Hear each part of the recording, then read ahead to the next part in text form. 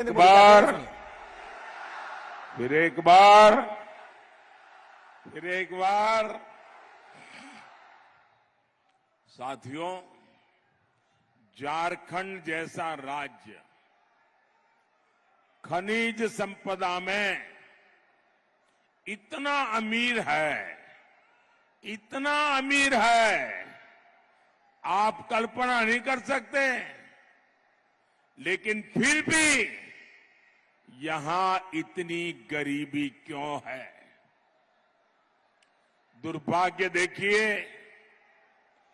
आज झारखंड शब्द आपके कान पर पड़ेगा, झारखंड का नाम सुनते ही कौन सा दृश्य सामने आता है? एक ही दृश्य सामने आता है, नोटों के ढेर।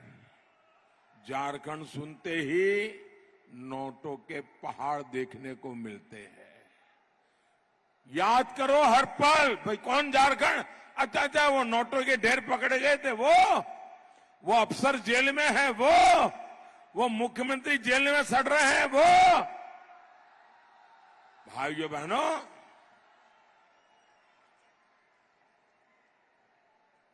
सामान्य मानवी को गरीब रखकर कांग्रेस और झामुमो वालों ने अपने घरों में काली कमाई का अंबर लगा रखा है।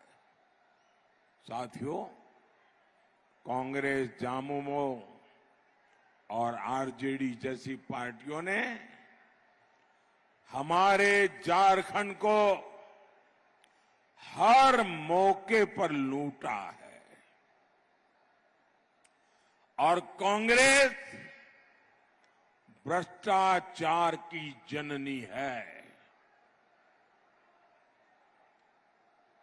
कांग्रेस ने 2G घोटाला किया, कोयला घोटाला किया, अनगिनत घोटालों में कांग्रेस ने लूट के रिकॉर्ड बनाए। आप आरजेडी को देखिए, नौकरी के बदले गरीब से जो बेचारा 2 टाइम की रोटी के लिए नौकरी तलाशता था, ऐसे गरीब की जमीन लिखवा ली, गरीब से जमीन छीन भी ली और बदलाव में नौकरी का वादा किया। झामुमो ने यही गुण, वही आदतें, वही चरित्र कांग्रेस से और आरजेडी से सीखा है। झामुमो ने झारखंड में जमीन घोटाला किया और इन लोगों ने किसकी जमीनें हड़पी? हमारे गरीब आदिवासियों की जमीनें हड़पी, सेना की जमीन तक हड़पने की कोशिश की। सेना की जमीन हड़पना मतलब चोरी करने की आदत कितनी भयंकर होगी, इसका ये उदाहरण है। मैं आपसे पूछता हूं, इनके घरों से जो नोटों के पहाड़ बरामद हुए हैं, वो पैसे किसके हैं? वो पैसे किसके हैं? वो पैसे किसके हैं? वो पैसे किसके हैं? इसके मालिक आप है कि नहीं है? ये आपके बच्चों का हक का पैसा है कि नहीं है? ये आपका पैसा है। भोले भाले मेरे आदिवासी भाई बहनों, दलितों का, पिछड़ा का पैसा है जो इन लोगों ने लूटा है। आप मुझे बताइए, क्या ये लोग अपनी इस काली कमाई में से एक भी रुपया आपके बच्चों को देते क्या? और ये लूट करते हैं ना, तो क्या कहते हैं? अरे भाई, अरबों खरबों लूट लेंगे और वकील को क्या है, अरे जो चाहिए दे देंगे, अदालत से निकल जाएंगे, और फिर तो मौज ही मौज है। यानी वकील के लिए भी आपका चोरी का पैसा, ये खेल है इनका। लेकिन मोदी इन बेईमानों के ठिकानों से पैसा बरामद करवा रहा है।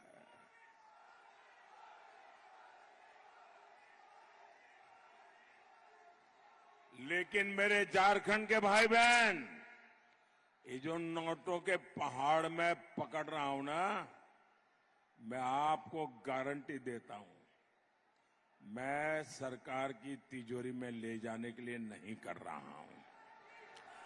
मैं ये खोजूंगा ये पैसे किसके थे, उसको उनको क्यों देना पड़ा, कैसे दिया था, और अगर ये पक्का हो जाएगा हाँ इन्हीं के पैसे हैं, ये सारे पहाड़ के रुपये है ना, मैं उन सब गरीबों को लौटा दूंगा।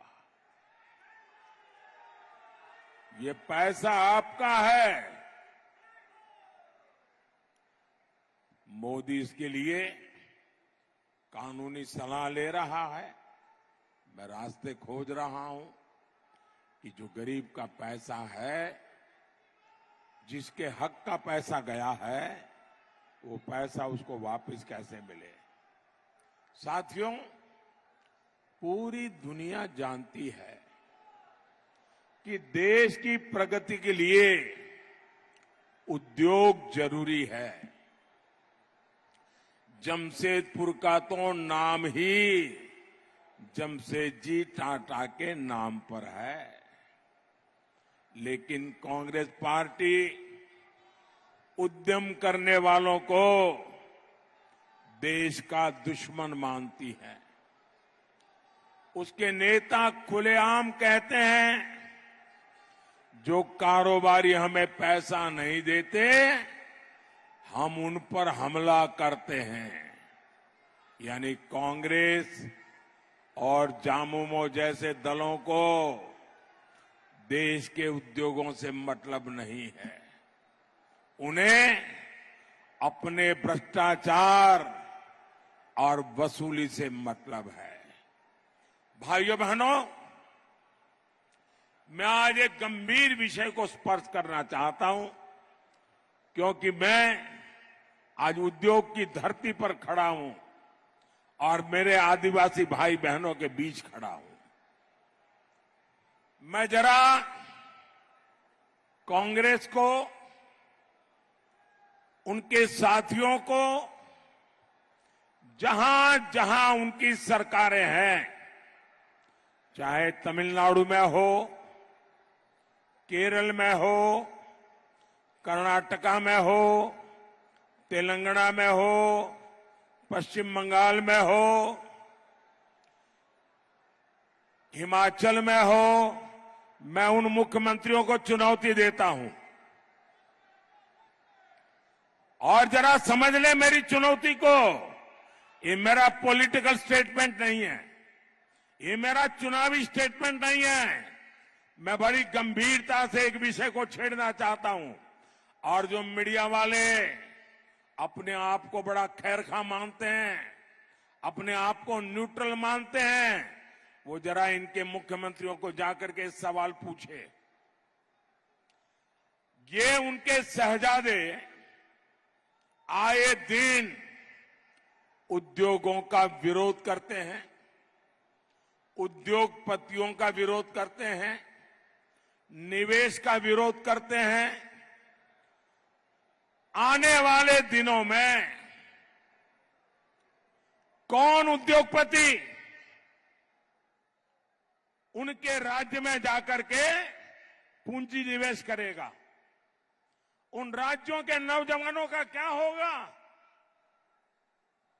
ये महाराष्ट्र में जो लोग चुनाव लड़ने के लिए हमारे सामने हैं, क्या वे शहजादे की इस भाषा को मान्य करते हैं क्या?